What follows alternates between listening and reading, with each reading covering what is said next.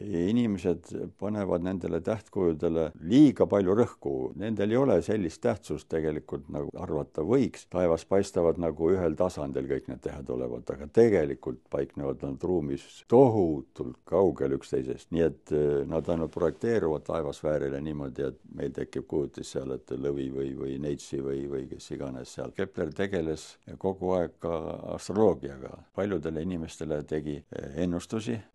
Üllataval kombel ei tarvitse astroloogia alati vale olla. Mõnikord võib see ka õige olla. Täna olen tulnud Tõraveresse, Tartu observatooriumi. Umbes nädal-kaks tagasi leidsin YouTube'ist Vaba Akadeemia loengu, mida pidas Tõnu Viik, kellega täna vestleme. Ja Tõnu rääkis seal Ernst Öpikust. Pealkiri oli seal Eesti kuulsam astronoom. Siis seal oli juttu ka raamatust Ernst Öpiku Päike uuemate uurimuste valgusel. Siis ma antikvariaadist leidsin selle ja mõtlesin, et võtan Tõnuga ühendust, et vestelda. Ja ma arvan, et tänane vestlus võikski olla niiviisi astronoomiast laiemalt. Ja kuna on tegemist ka sellise taskuhäälingu või podcastiga, siis vabamas vormis, et kui teema ujub, siis on andeks antav. Ja siis umbes samal ajal, kui ma selle Ernst Öpiku loengut kuulasin, leidsin siis Jakob Hurda Eesti astronoomia kõne, mille ta pidas 10. jaanuaril 1899 Peterburis, see oli siis Jaani koguduse noortele. Ja seal ta siis esimesel leheküljel kirjutab või kõneles nõnda, et pidukava käsib mind nüüd teile kõnet pidada. Kuhu pean ma teie silmad sihtima? Ma tahan teie silmad taeva poole tõsta. Ja 4. leheküljel ta kirjutab, et mina tahan teile täna kõnet pidada taeva laotusest, päikesest, kuust ja tähtedest. Ole hea alustuseks tutvusta ennast, Tõnu, ja võib-olla siis natuke sellest Jakob Hurda sellest valgusest või vaimust. Ja siis lähme edasi, et võib-olla siis vaatame astronoomiat niiviisi laiemalt. Lähme sinna alguse poole. Kui kaugelt sa tahad, et ma pihta hakkaksin? No, vali ise ja see võib olla ka niiviisi vabamas vormis, et ma mõtlen sul seal Vaba Akadeemias sul oli ka tore see, kuidas ütlesid, et publitsistlikud detailid on ka väga oodatud siin taskuhäälingu formaadis. Ja, no tegelikult siis peaks alustama päris algusest. Mina olen pärit Viimsi poolsaare tipus asuvast Rohunemäe kaluri külast. Isa ja ema olid kalurid, kumbki 2 talve külakoolis käinud. Aga nad suutsid 2 oma last vähemalt 6 nendele anda kõrgem hariduse. Algul ma käisin muidugi seal kohalikus koolis Viimsi. Ma läksin Viimsi mittetäielikku keskkooli, aga lõpetasin Viimsi 7-klassilise kooli, sest vahepeal nimetati kool ümber. Ja see oli 6 kilomeetrit minu kodust eemal. Ja siis nüüd on ta Rannarahva muuseum. Edasi ma läksin Tallinna Reaalkooli ja siis jätkus see, ja kuna vahepeal oli elu läinud palju paremaks, kalade eest maksti rohkem ja mind sai pidada ühesõnaga selles linnakoolis juba. Alguses tuli muide keskkoolis maksta, päris kõvast summad olid.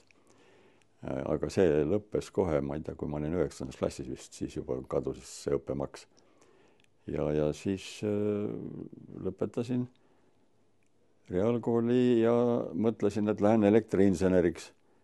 Aga viimases klassis oli meil väga hea füüsikaõpetaja, Elmar Matt. Ja tema viis minu mõtted füüsika peale. Nii et lõpuks ma tulingi füüsikat õppima ja füüsika õppimise ajal algas meil see Sputniku ajastu ju. Nii et rektori käskkirjaga pandi kõik esimese ja teise kursuse tudengid kohustuslikus korras Sputnikut vaatlema. Ja nii siis oligi, et Jaan Einast oli see mees, kes siis oli selle jaama juhataja ja hakkas veenma neid tudengeid, et kohe saab Tõraveres observatoorium valmis ja tööinimesi on sinna vaja. Nii et töökohad oleksid teil kohe olemas pärast lõpetamist. No ja nii läkski siis.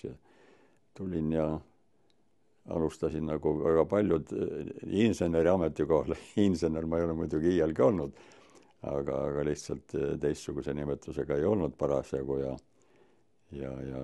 siis tundis meie suur kodumaa, Nõukogude Liit, et kui 3 poissi siit Tõraverest sõjaväkke ei lähe, siis on Nõukogude Liit kadunud. Ja noh, need 3 poissi läksidki siis, mina nende hulgas, ja 2 aastat olime siis mina olin lennuväes meteoroloogiks. Õpetati välja ka, sest ma enne ei teadnud meteoroloogiast mitte midagi. Aga ja siis aspirantuur nagu tollal, praegu on see doktorantuur, eks ole, tegelikult see sama. Ja siis 70 aastate alguses kaitsesin kandidaadikraadi ja tükk aega hiljem ka doktorikraadi, nii et minul on doktorikraad astronoomias. Seda on meil siin väga vähestel inimestel, sellepärast et vahepeal muudeti ja nüüd on see PhD, eks ole, kõigil PhD. Aga siis oli ka astronoomia doktor, nii et ja noh, siin ma siis olen olnud mitmesugustes ametites kuni direktorini välja. 14 aastat olin direktor ülemineku ajal, just parasjagu kui Eesti iseseisvus, ja see oli ränk aeg, sest väga paljud meile rahateenijad enam raha ei saanud, sellepärast et side Venemaaga katkes. Aga noh, me elasime selle üle ja oleme praegu Tartu Ülikooli juures üks niisugune suur osa tegelikult. Ja siis ma kartsin väga, et kui see ülemineku aeg oli, et noortele avanesid ju tohutult võimalused, eks ole, igal pool. Äris, poliitikas, valitsuses oli tarvis seal tarku inimesi. Ja ma kartsin, et meil ei tule enam noori, aga tänu taevale ma eksisin. Tuli. Ja praegu on meil observatoorium töötab väga ilusasti, meil on siin erinevatest riikidest isegi noori, keda me õpetame. Ja nii et pole nagu vigagi. Ja noh, nii ta on siis. Mina olin oma selle direktori aja ära ja siis nüüd olen teadusliku nõustaja nime all 0,3 koha peal ja siis tegelen tegelikult kuulsate reaalteadlaste elulugude kokkupanekuga ja varsti peaks isegi raamat välja tulema, või kui isegi 2-köiteline raamat, sest ei mahtunud ära, mul on neid nii palju kirjutatud. Ja sellega ma olengi tegelenud, nii et lühidalt kokkuvõttes on see jutt siis selline. Ja siis populariseerimisega olen ma tegelenud, nii et mulle anti see, no ma ei mäletagi nüüd, kuidas seda nimetatakse, seda tiitlit, aga igal aastal antakse see, kes on nagu välja paistnud selles populariseerimisalal. Ja mõned aastad tagasi sain mina ka selle tiitli endale. Ja noh, neid ekskursioone, keda siin vastu on võetud Tõraveres, neid ei jõua mina kokku lugeda.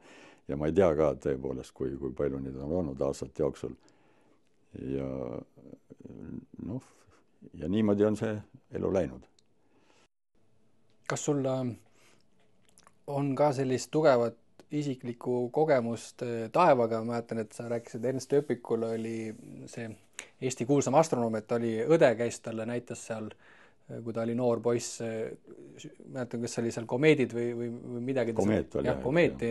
Ja siis Tycho Brahes, kellest ka kindlasti täna räägime, et ta siis nägi seda 1563 Jupiteri ja Saturni konjunktsiooni. Ja kuidas sul sellega, kas minul, tähendab eestlastel üldse, eks ole, taevalaudust näed sa korralikult harva üldiselt. Selles mõttes ma ikka olen alati öelnud, et mis viga oli araablastel nimesid panna. viskad luitele pikali ja paned nimed ja järgmine öö on jälle selge ja näed neid ja ülejärgmine ka aga Eestis on nii, et üks öö on selge, paned nime ära ja siis on pool aastat sa ei näe taevast üldse ja unustad ära juba, mis nime sa sellel panid. Nii et, aga minul on muidugi kõige võimsam mälestus täis taevast on minul ülikooli ajast. See oli esimesel kursusel, kui me olime juba need vaatlejad, siis, aga mitte vaatluse ajal, vaid ühel kevadõhtul meid elasime Tiigi intris, nagu me kutsusime. Ja siis 7 poissi olid toas ja 3 poissi otsustasid minna Luunja sillale, et vaadata täis taevas, kuna linnas ju segab, eks ole, valgustus. Ja läksimegi ja seal sillal vaatasime seda täis taevast. Ja see oli pilt, mida mina enam pole näinud. Mitte kunagi. See oli haruliselt ja tähed olid selged kuni horisondini välja. Ja see oli tohutud lummava pilt. Nii et ma ei tea, kui palju me maha käisime selle õhtu ja ööga, poole ööga, aga see pilt on ja siiani.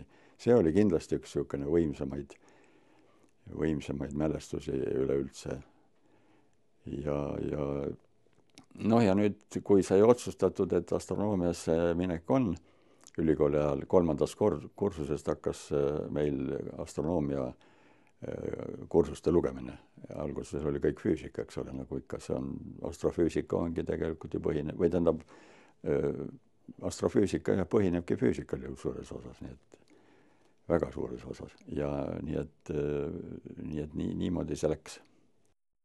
Räägi palun natuke sellest Jakob Hurda Eesti astronoomia.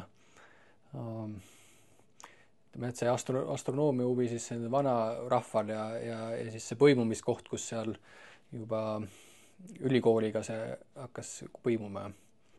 No asi on ilmselt niimoodi, et praegu meil on olemas, eks ole, kokku lepitult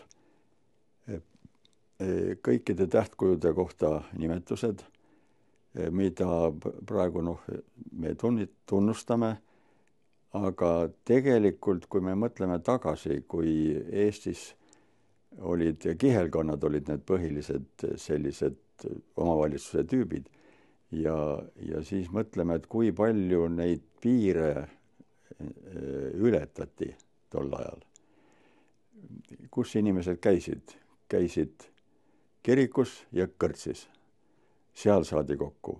Aga ma ei usu, et kummaski neist eriti astronoomiast arvutati, võib-olla kõrtsis rohkem kui kirikus. Aga ikkagi, ja Hurt oli see mees siis, kes alustas seda, et nagu ühtlustada seda nende või tähtkujude nimetusi, sest muidu on ju lihtsalt üks suur segadus. Üks inimene räägib teisest kihelkonnast, inimene ei saa sellest mitte midagi aru, millest jutt on. Ja see oli tegelikult, Hurt alustas seda tööd ja selle lõpetas Paul Brüller, Tartu Ülikooli füüsika dotsent, kes kirjutas ka raamatu Eesti rahva astronoomias. Ja tema ma ei tea, mismoodi ta seda tegi, tähendab, kas ta siis võttis neid nimetusi igalt poolt, igast kihelkonnast näpuga ja pani kokku ühe ja need on nüüd üleüldiselt kasutusel. Nii et me oleme kokku leppinud, et tähtkujud taevas on just sellised, nagu Paul Brüller nad kirja pani. Ja tegelikult muidugi inimesed panevad nendele tähtkujudele liiga palju rõhku. Nendel ei ole sellist tähtsust tegelikult, nagu arvata võiks. Taevas paistavad nagu ühel tasandil kõik need tähed olevat, aga tegelikult paiknevad nad ruumis tohutult kaugel üksteisest. Nii et nad ainult projekteeruvad taevasfäärile niimoodi, et meil tekib kujutis seal, et lõvi või neitsi või kes iganes seal või suur vanker, eks ole, koos selle looga, mis temaga kaasas käib ja nii et sellega seoses tuli mulle alati meelde oma ekskursioonidele, kes meil siin väga palju käib, see on seotud just selle sama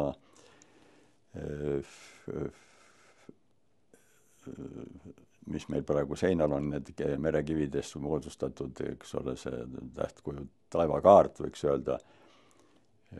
Kunagi Vene ajal oli nii, et siit sõitsid läbi need Leningradi inimesed, kes läksid Pärnu sanatooriumisse. Ja siin tehti neile vahepeatus selleks, et näidata observatooriumit ja kiidelda sellega. Ja siis ükskord oli selline lugu, et see ekskursiooni juht oli rahvaga seal meil saalis, sest tuli siis saalist välja ja see on meil kohe see kividest laotud kujutis on kohe seal samas kõrval, saali eesruumis. Läks sellest mühinaga mööda, näitas käega ja ütles, et see on suur esamase abstraktne kujutis. Me naerame siiamaani seda.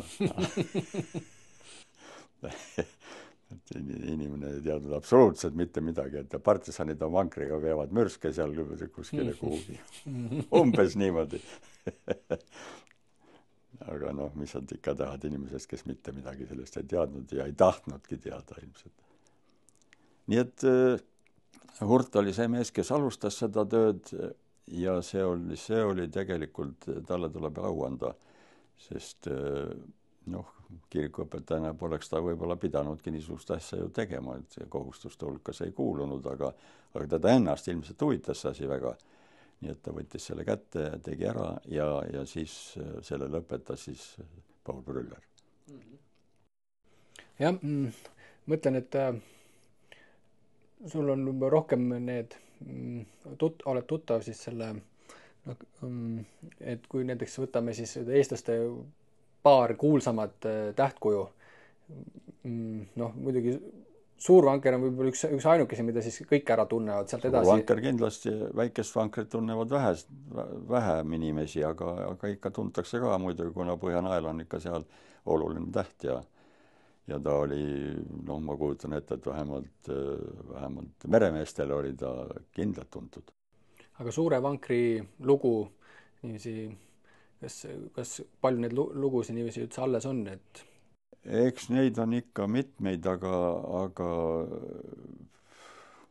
mina ei teagi, ma arvan, et minul on see Paul Brülleri lugu meeles, et seal on kujutatud siis ühte talumeest, isegi nime teatakse Peedu, ma ei tea, kuidas nad seda teada said, aga kes läheb siis 2 härjaga ja härjad veavad siis vankrit ja on läinud metsa puid tooma. Ilmselt pidi olema niisugune ilis sügis, et külm juba oli ja nälg oli ka, aga lund veel ei olnud, et oleks muidu ju saaniga läinud või reega, eks ole, õigemini.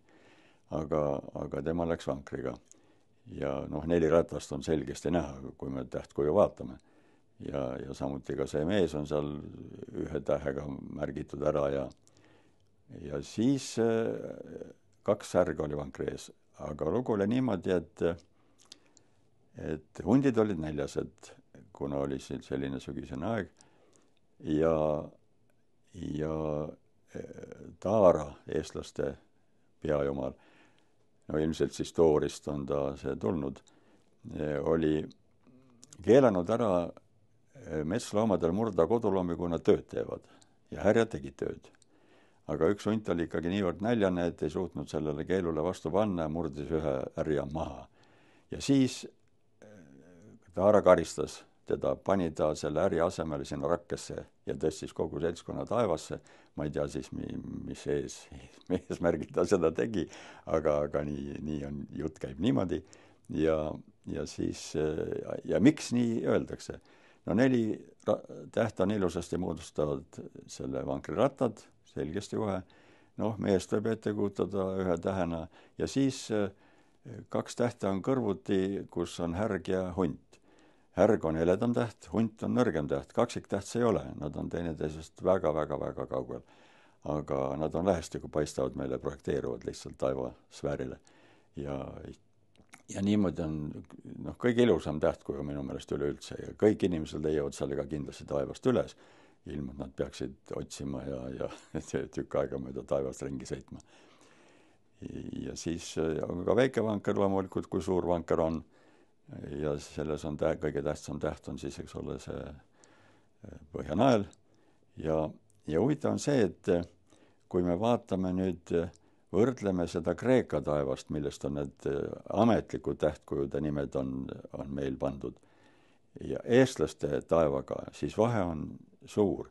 Vahe seisneb selles, et kreeklastel on kõik seal igasugused kuningad ja jumalad ja müstilised olendid ja mis kõik iganes on need tähtkujude nimetused.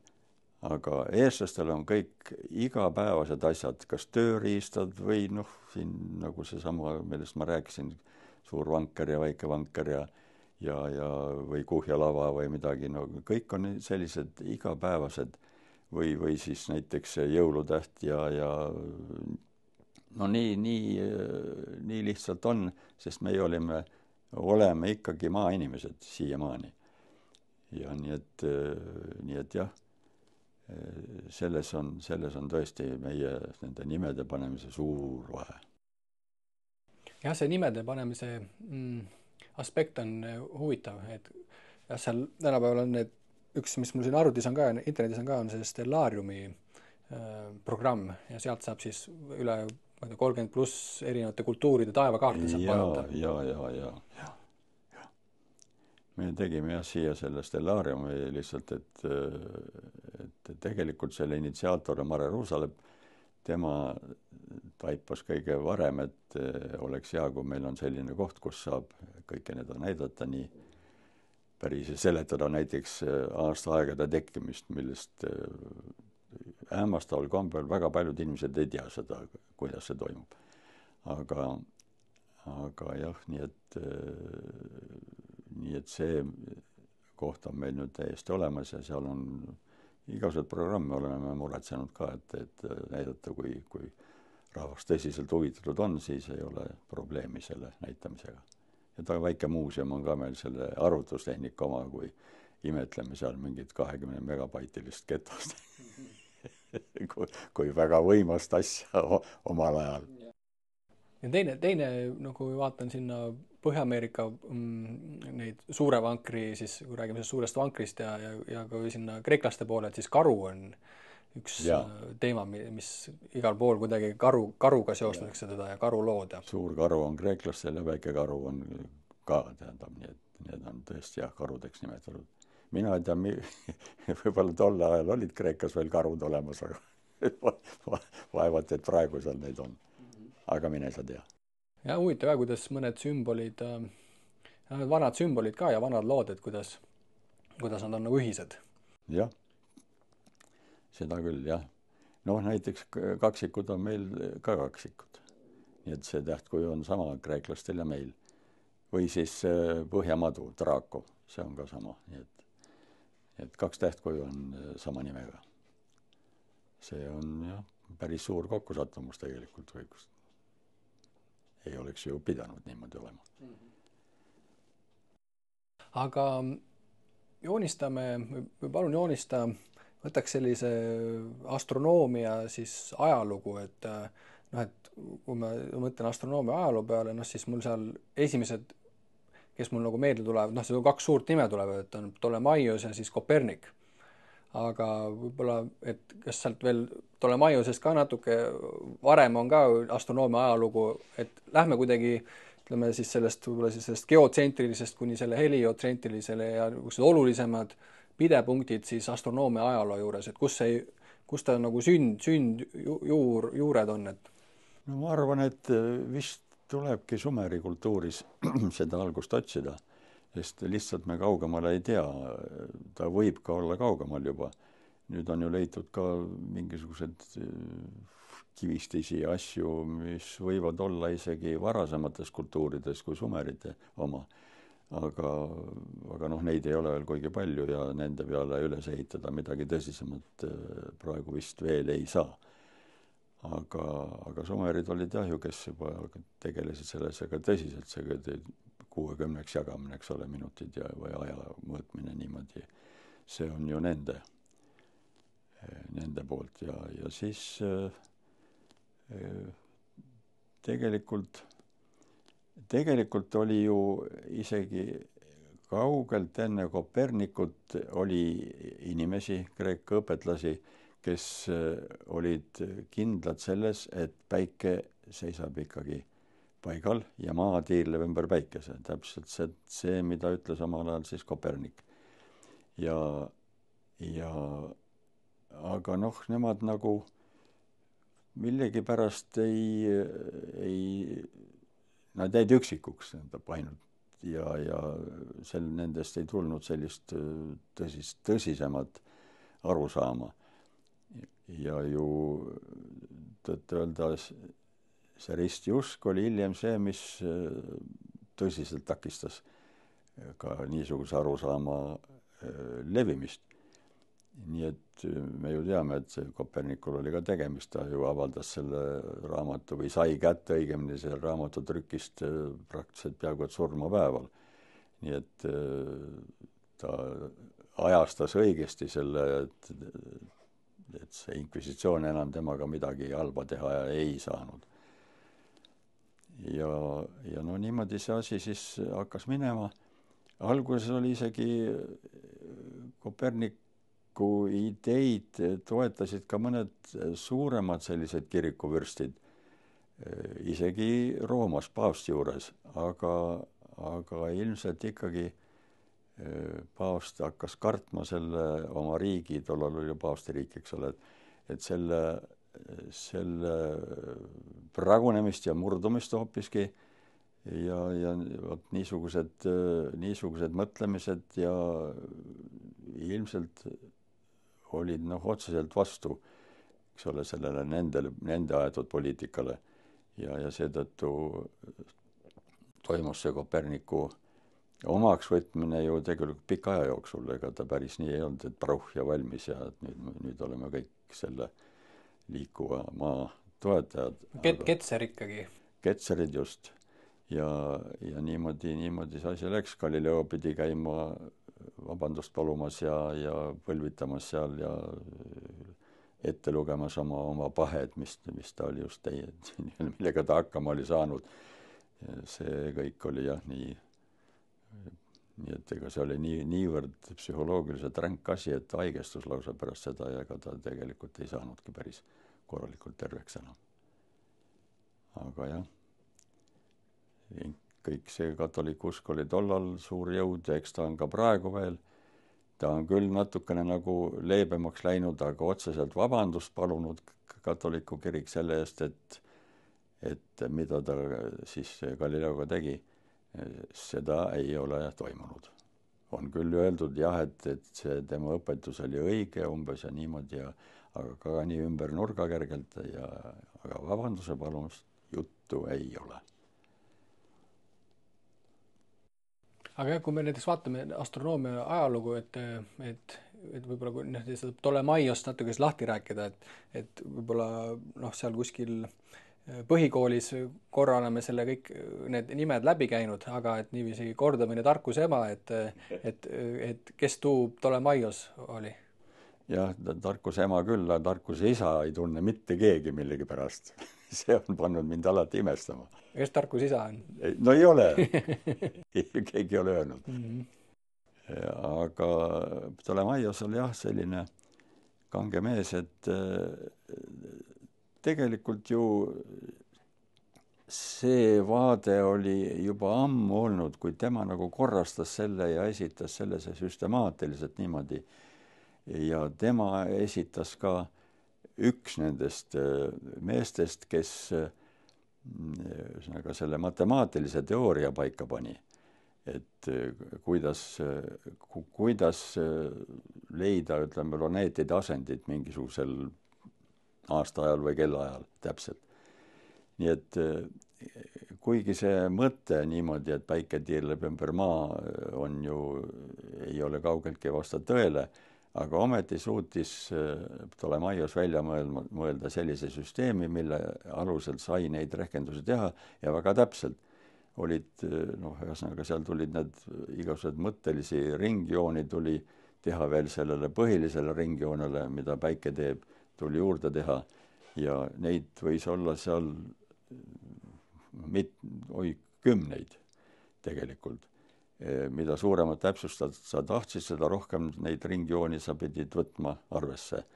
Ja siis see arvutustöö muidugi oli tohutu. Praegu annad selle arvutile ja sekunditki ei kulu. Aga tollal oli see jah, mehed rehkendasid lausa, ma kujutan, et igipiisad olid näol. Ja tegelikult olid ka veel Kopernikul mõned need säilinud, need ettekujutatavad ringjooned.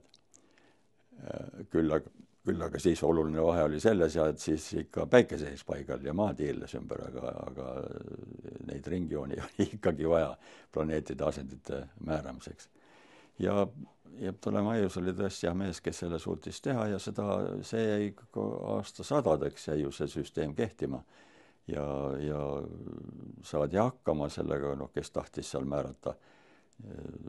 Palju neid inimesi ikka on, eks ole, kes tahtsid määrata, kus kohas seal mingi planeet mingil ajahetkel on. Aga siis ilmselt tehti ka neid ennustusi, kasutades nende planeetide asendit ja siis oli tarvis neid, nii et ju neid ikkagi oli ja tehti, et ega muidu nendest ei räägitaks.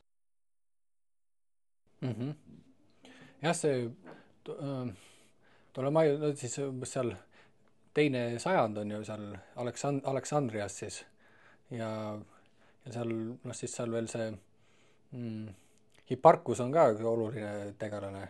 Jah, tema ju mõõtis seal seda maa suurust ja veel ja päikese kaugust ja kõik mida. Nii et neid mehi on jah palju. Aga minul on juba pea vana ja ma kõiki neid detaile päriselt enam ei mäleta lihtsalt, aga nii palju, kui ma tean, nii palju ma ka räägin, eks ole. Ja mul see Hipparchust kõige rohkem meelde see, mis ka siin astroloogid tuska valmistab, on see pretsessiooni teema.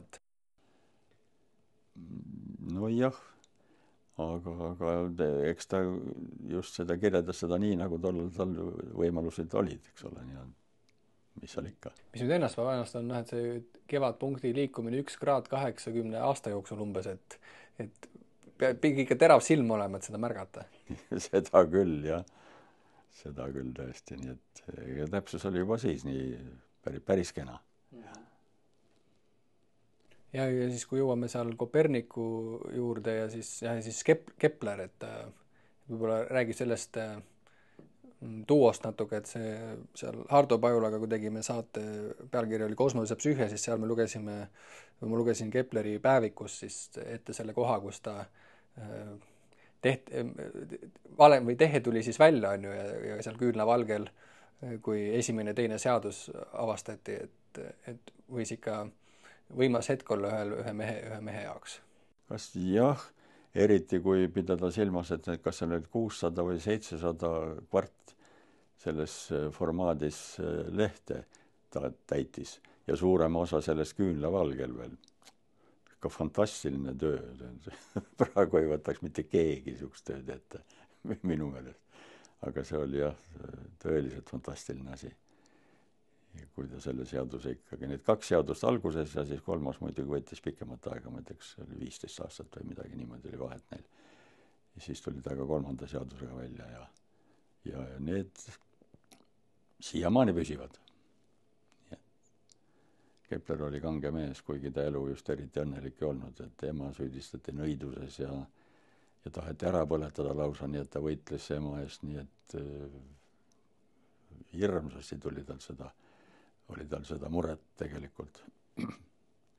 Aga ta suutis siiski ema päästa, kuigi jah, ega ta ema pärast seda kaua enam ei elanud. See vintsutused olid liiga suured olnud talle. Aga jah, hakkama ta sai. Aga suur avastus, räägi natuke lahti seda, et mis see Kepleri siis Kopernikuse, mis see suur avastus oli? No Kepleri suur avastus olidki need 3 seadust. Ja ta ju pärast oli ju, eks ole, Tycho Brahe juures tööl Prahas ja seal süüdistati teda selles, et tema on tapja, Tycho Brahe tapja isegi, aga noh, see on hiljem ikkagi on kindlaks tehtud, et see on väga rumal väide ja niisugust asja pole olnud kunagi. Aga Kepler alustas pärast ülikooli lõpetamist sellega, et ta oli Grazi maakonnas Austrias, oli maakonna matemaatikuks. Katsume ette kujutada, et tollal oli niisugune amet olemas KOV-is, kohalikus omavalitsuses. See ajab naerma tänapäeva inimesed, aga tollal ei ajanud see mitte kedagi naerma. Ja oli selle matemaatiku ülesandeks oli teha kalender, noh, see loomulik täitsa, ja siis oli tarvis ju rehkendada, eks ole, taevakehasid ja aru saada, millal päike tõuseb ja loojub ja kuu kohta ka samuti anda andmeid. Ja siis oli ju niimoodi, et 1 aasta kohta ja siis pidi veel see maakonna matemaatik pidi veel ka ennustama, mis toimub järgmisel aastal. täiesti võimatu ülesanne. Aga Kepler tuli sellega toime ja vähemalt 1 kord 3 tema ennustust ka täitusid järgmisel aastal. Türklased tungisid kallale, nii nagu ta ennustas tõepoolest, siis, et tuleb selline kehv suvi ja tõepoolest oli kehv suvi ja üks oli, mis mul praegu on meelest ära läinud, aga see ka juhtus. Nii et 3 asja läksid täppi. Ja muide, Kepleril need ei olnud ainsad asjad, kui nüüd kõrvale kalduda veidi, siis Kepler tegeles kogu aeg ka astroloogiaga. Ta paljudele inimestele tegi ennustusi, mis nende elust edasi saab. Näiteks üks oli Wallenstein, seesama, kes 30-aastases sõjas oli kange mees. Ja Kepler ennustas talle, et ta sureb oma sõprade käe läbi ja ütles isegi nädalapäeva, millal see toimub. Ja nii juhtuski täpselt. Nii et üllataval kombel ei tarvitse astroloogia alati vale olla. Mõnikord võib see ka õige olla. Kiire reklaamipaus. Mina tegelen arhetüüpse astroloogiaga, mis on oma olemuselt väga sarnane Johannes Kepleri astroloogiaga. Nimelt Johannes Kepler ka ei keskendunud oma astroloogilistes uurimustöödes tähtkujudele, vaid just siis planeetidele ja planeetide vahelistele suhetele. Traditsioonilises konsultatsioonis vaatamegi sinu sünnikaarti ja seal asetuvate planeetide suhteid. Sama asja tegi siis ka Johannes Kepler ja vaatame ka siis teie isiklikke transiite. Et Kepler on ka kuulsalt öelnud, et planeetide transiitide jälgimine on siin kõige parem viis siis loomaks suhet sellega, mis seal üleval on. Ja tähtkujud, nagu ka siin saates tuleb välja, et on mingis mõttes selline inimese konstruktsioon ja mis on sellised väga käega katsutavad tervikud, millega on võimalik sellist sügavat suhet luua, ongi need planeedid. Traditsiooniline konsultatsioon kestab 1,5 tundi, selle hind on 75 eurot ja registreerige minu kodulehel rikoveskiveli.com ja nüüd jätkame astronoomia saatega. Need ennustused. Nii et jah.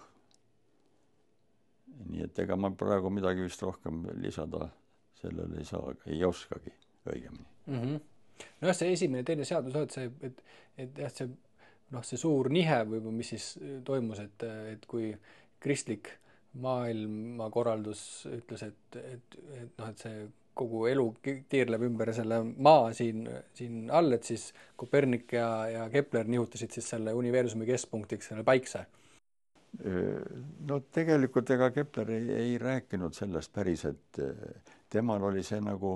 See on nagu tagant järgi tuletatud. Just, et tema nagu vaatas seda kui matemaatilist probleemi. Et kui niimoodi on, et tegemist on ühesõnaga mingisuguse keskse kehaga, mille ümber mingi teine keha tiirleb, siis see on ellips, eks ole, ja siis see ellipsil on alati 2 fookust. ringjoonel on, eks ole, üks. Et 2 fookust ja et see keha tiirleb ümber selle fookuse niimoodi, et see fookus on kindlalt paigas ja kui on rohkem kehasid, siis see fookus on üks kõikide nende kehade jaoks. Nii et see on see jäetakse esimese seaduse ütlemisel tavaliselt ära, aga see on oluline, et keha tiirleb ümber teise mööda ellipsit, kusjuures see fookus on kõikidel nendel kehadel, mis seal tiirlevad, see üks ja seesama. Planeedid ümber päikese siis? Jah, näiteks, täpselt. Et kuidas sa näed seda võib-olla nagu filosoofilisemalt võib-olla see see Ketzeriks nad kuulutati sellise ütleme siis universumi keskpunkt maa versus siis ja päike, et ja kuidas sa seda tajud seda, võib-olla siit tagantjärele on seda teistmoodi vaadata, aga ei oskagi nagu enam kujutada, sest see lapsest peale on meil õpetatud ju niimoodi, et päike on ikka keskel aga jah, ega ju kõik inimesed ei pääsenud ka kergesti selle asjaga. Giordano Bruno põletati ära näiteks, tal küll polnud nii otseselt välja öeldud, et see päiksüsteem just niisugune on, aga ta ütles, et on olemas veel teisi selliseid süsteeme, nagu päiksesüsteem on kusagil mujal ja isegi tähesüsteemidest ta rääkis ja no see läks juba nii liiale, et siis ei suutnud enam vastu seista ja põletasid ära. Ka jube. Jah, see oma maailma sellise stagneerunud maailmapildist lahti ütlemise nimel tehakse ilmvõimatut. Jah, aga seda tehakse ka tänapäeval, nii et küll teistsugusel viisil, aga ikkagi jah, põletama ei hakata just taga. Jah, seal see Tycho Brahe nimi tuli sisse ja Vabaakadeemias sul on ka peetud terve loeng selle teemalisele, seal sellise jada ma panin kirja, kus siis Tycho Brahe, Marss, Kepler, esimene seadus. See Marss seal siis võib-olla see Tycho Brahe siis et Taani väga täpne, et seal üks asi, mis mul meeles on siis, et Tycho siis vaatas seal Ptolemaiose ja kellegi teise neid almanahe ja efemeriide ja siis vaatas, et ei ole ikka nii täpsed, kui võiks. No jah, muidugi. Aga sest tegelikult ju Tycho Brahe vaatles teleskoobeelsel ajastul, tema tegi ainult palja silmaga ja kvadrantide kasutas ta, eks ole, selleks, et määrata kõrgust aga samuti ka asimuuti. Nii et need riistapuud ei suuda anda sellist täpsust ja paneb isegi imestama, et ta isegi niisuguse täpsuse kätte sai tollal. Ja need tema kvadrandid, mida ta kasutas siis selle Venni saarel, need olid ikka väga täpselt tehtud tähendab ja nii et ta ja selle suure kvadrandi puhul oli tarvis vähemalt 3 inimest, et neid vaatlused üles märkida. Kella ju peaaegu ei olnud. Õigemini kell oli, aga tunni osutitega ja minuti ja sekundi osutid tulid hoopis hiljem. Minuti osutid tuli varem muidugi. Aga nii, et see aja ülesmärkimine ja kõik see oli omaette värk. Aga vaatlused olid ikka suhteliselt täpsed, nii et praegu imestatakse, et ilma teleskoopita siiski suutis ta niisuguse täpsusega neid vaatlusi teha. See on jah, haruldane. Aga tegelikult tal oli niimoodi, et tal olid ju terve hulk oli vaatlejaid, kuna Taani kuningas üks nendest Fredrikutest oli väga niisugune teaduselembene ja toetas tugevasti Tycho Brahet, seda enam, et ta oli ju tegelikult kõrgest aadiku perest pärit ja siinkohal ma ei suuda vastu seista sellele, et tal oli onu, kes oli rikas admiral ja isa-emal oli lapsi palju, aga onul ei olnud poega, tähendab pärijat. Ja nad sõlmisid Tycho Brahe isaga sellise lepingu, et kui tal sünnib teine poeg, siis ta annab selle oma vennale. Aga loomulikult, kui teine poeg sündis, unustas isa oma lepingupunkti täielikult. Kuid vend ei unustanud ja kui isa oli ära perekonnaga kusagil mujal, aga poiss oli kodus, siis ta läks ja varastas poisi endale ja hoidis seal. Isa läks muidugi maru tigedaks, kui sellest teada sai, et poiss on läinud. Aga siis istusid nad naisega maha ja mõtlesid, tal vennal teisi pärijaid ei ole ja meie poeg saab ju siis pärijaks seal. Et milles küsimus? Me ei lähe tagasi nõudma ja ei läinudki. Nii et ja peale selle veel see kuningas Fredrik oli väga elde käega. Ta andis väga suure osa Taani riigi tuludest tegelikult siis selleks, et Tycho Brahe saaks Venni saare peal sisse seada oma 2 laboratooriumit tegelikult. Või observatooriumit, kui täpsemalt öelda. Ja siis jah, praegu küll pole neist mitte midagi järel, ma olen seal käinud ühe korra ja siis ainukesed asjad on, et leitakse sealt nende keraamiliste nõude kilde, mis on Tycho Brahe ajast. Muud mitte midagi ei ole. Küll on tehtud jah, need nagu sellised jäljendid nendest observatooriumidest seal, aga jah, talupead olid kõik lõhkunud ja maha kiskunud, kuna see nende arvates oli Tycho Brahe väga halb peremees või tige peremees õigemini. Aga siis Tycho need Marsi arvutused aitasid Keplerit? Jaa, väga, sellepärast, et siin olid need erinevused nagu sellest ringjoonest ja ellipsist kõige suuremad ja Kepler taipas selle ära ja kasutas just jah, neid vaatlusi. Nii et tänu sellele muidugi oli võimalik ka seda seadust üldse tuletada. Et oleks mingi teise planeedi võtnud, siis poleks see küll välja kukkunud nii hästi. Jah, see ja siis ma olen siin uurinud ka Kepleri kui ka siis Tycho Brahe seda astroloogilist poolt ja Kepleril on rohkem materjale säilinud tema suhtest astroloogia. Tychol praktiliselt ei ole, et seal ta küll kirjutas ühe mis see siis tracts inglise keeles on, traktaat, jah.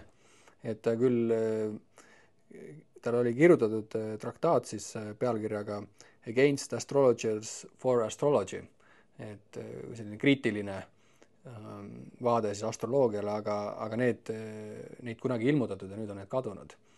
Aga ja mida ma olen tihti, kui ma olen siin kellegagi rääkinud, et siis olen niimoodi, et viimased nagu pagunitega siis astroloogid, mingis mõttes astronoomid, kes ka olid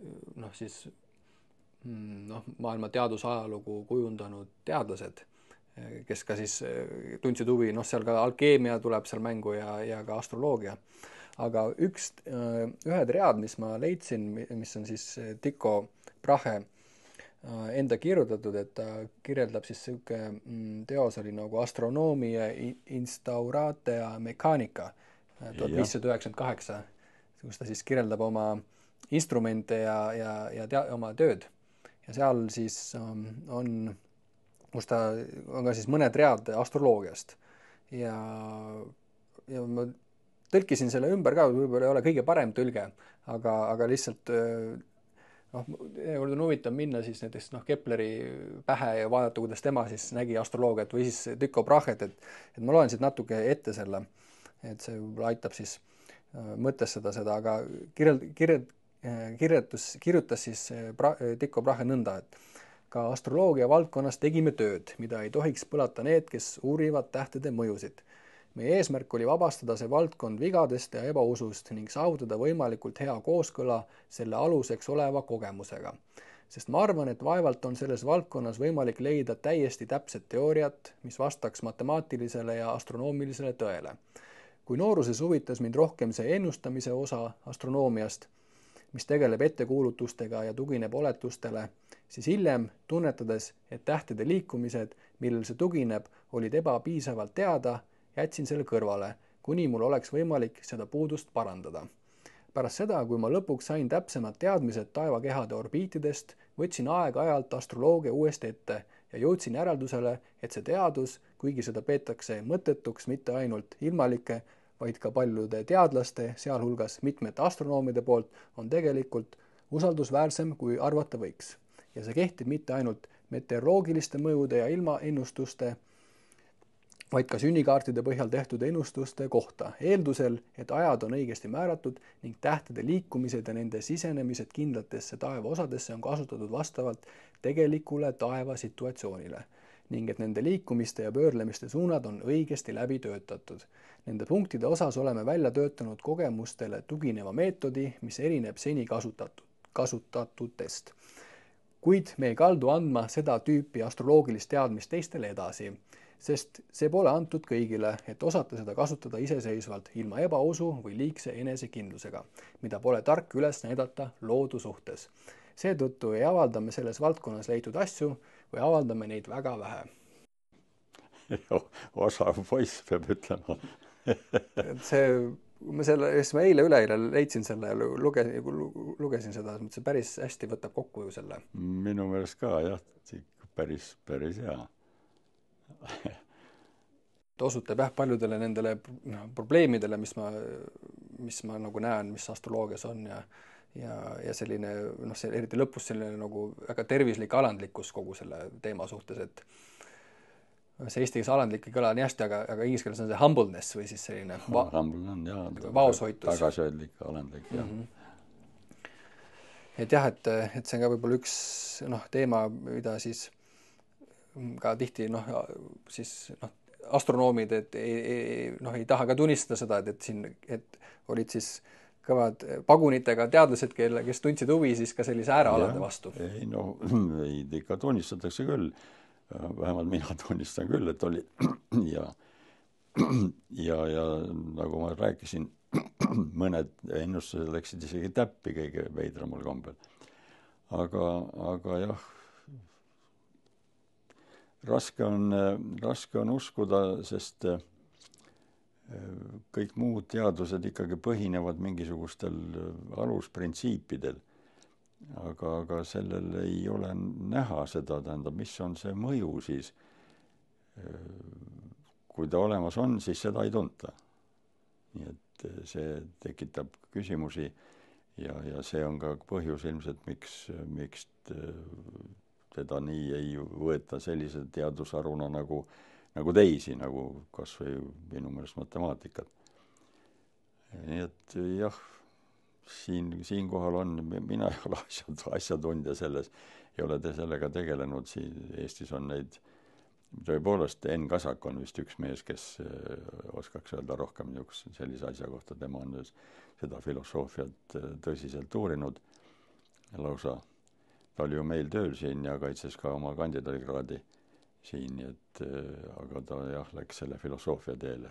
Kaks meest on meil läinud filosoofia teele, Undo Uus oli üks ja siis Enn Kasak on teine, nii et aga Undo tegeles nagu sellise filosoofiaga laiemas mõttes, seal otseselt ei olnud ju astroloogiat küll sees, aga jah,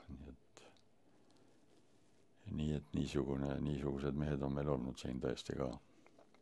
Jah, veel üks tsitaat ka, mis on Keplerilt siis, et Kepler nägi astronoome kui siis jutumärgid algavad kõrgema jumala preestreid looduse raamatu suhtes. Jah, aga ta ütles ka seda, et astronoomiat võib vaadata kui astroloogia õde, kui rikast õde ja et mis siis selles halba on, kui see rikas õde natukene toetab ka seda vaest õde. Sest ta tegeles ju kogu aeg ka astroloogiaga, selleks, et saada astronoomiaga tegeldud. Ülalpidamine tuli sealt. Just maksis arved, täpselt. Jah, just nii. Üks mõte, mis mul veel oli, et kindlasti siis Enn Kasakuga vestelda, ma arvan, on plaanis. Aga jah, et siis see täpsuse olulisus, et mõtlen, et see sõna planeet, eks kreeklastelt ja siis tõlkes selline eksleja ja rändaja, et see planeetide probleem, mida siis kuidas seda on sõnastatud, et kui siis on püsitähed, kes püsivad seal ilusti paigal, võib-olla väga mõni seal väga vähe liigub, aga siis seal ühed tähed, kes on ei paista erilisemana silma kui teised tähed, aga nemad siis seal vahepeal liiguvad ja siis hoopis sootuks ka veel võtavad vahepeal tagurpidi käigu sisse. Jaa. See oli tõsine asi ja väga raske seletada, eks ole. Aga ikkagi nende sinaste ringidega, millest ma rääkisin, erineva nimetuste all, neid oli mitmeid, siis nende abil sai ka seda näidata. Aga muidugi, kui me võtame selle Koperniku või ja selle skeemi, kus päike ikka seisab keskel, siis on see nende puhul on suhteliselt lihtne nende planeetide liikumist näidata just niimoodi, et ta vahepeal jääb seisma ja läheb tagasi, kui me siit maa pealt vaatame. Tegelikult ta muidugi seda ei tee, vaid liigub ikkagi ütleselt edasi, aga meile paistab niimoodi. Aga need rääkisime siis kahest suurest või Kepleri, Koperniku suured avastused, et sellised, räägi ole hea natuke, mis sulle esimesena meelde tulevad, siis sellised nagu breakthrough'd või siis need suured avastused astronoomias, et ma hoian ka uudistel vahepeal silma peal, et siin vahepeal loed neid teooriaid, et siis kuidas seal mustad aukudest ja tumeained ja et see kõik on väga selline ka võtab sellised müstilisi mõõtmed, et teinekord loed küll teadlaste teooriaid, aga kõlab väga selliselt ka mütoloogiliselt kogu see asi. Jah, eks ta võib tunduda küll, kui ise sellega päriselt ei tegele, siis on see asi jah, niisugune, et võib jumal teab, mida hakata mõtlema, aga tegelikkuses on ju niimoodi, et praegu me võime ikkagi öelda niimoodi, et ka seesama mustade aukude ja maailma tekkimise või universumi tekkimise teooria on hüpotees, kusjuures seda hüpoteesi kinnitavad meile teadaolevad füüsikaseadused, sest neid on ju veel tohutult palju muid selliseid skeeme või mudeleid välja mõeldud, mis ka seda kirjeldavad, kuid leidub ikkagi mingisugune konks, mis ei klapi füüsikaga näiteks või seal millegi muuga. Ja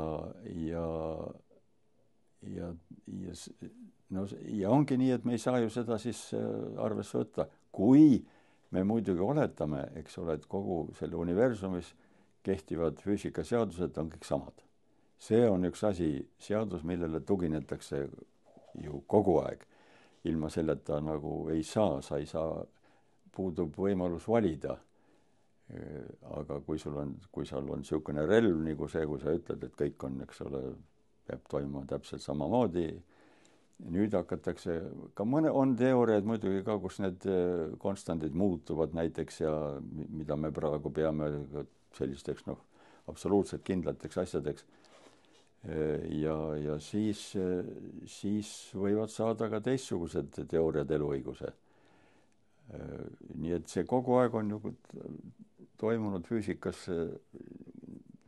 nende faktide ja meie tuntud seaduste sobitamine. Nad peavad klappima omavahel, kui ei klapi, pole sellel teoorial eluõigust. Ja nii ta ongi ja eks ta nii peabki olema. aga kas jah, ikkagi on 100% kindel, et need kõik konstandid sellised on ja jäävadki niisugusteks pidevalt ja on ruumis igal pool ükskõik kus kehtivad, siis see praegune sobib väga hästi, kuigi näiteks meil pole praegu mitte mingisugust oskust modelleerida või tähendab põhjust, miks tekkinud universum plahvatuslikult kasvas järsku. Seda seletada ei osata. Lihtsalt öeldakse, et nii on. Kui see nii on, siis see vastab nendele meile tuntud seadustele. See edaspidine kõik. Ja noh, on ju nii, et millelegi me peame toetuma, eks ole, muidu ei ole võimalik midagi siin maailmas teha.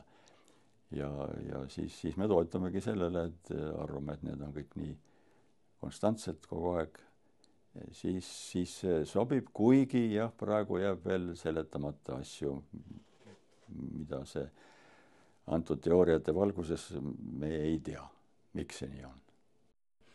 Mõtlen, et aga võib-olla see mingid suured avastused, üks asi, mis ma olen kuulnud, on, et selliseid suuri avastusi nüüd teaduses viimasel ajal ei ole olnud, et sellised põhjapanevad teadvust edasi viivad avastused olid sinna ära juba, et no ei, ma küll nii julgesti ei ütleks sellist asja, ei, ma ei usu. Tähendab, lihtsalt aeg ei ole veel küps.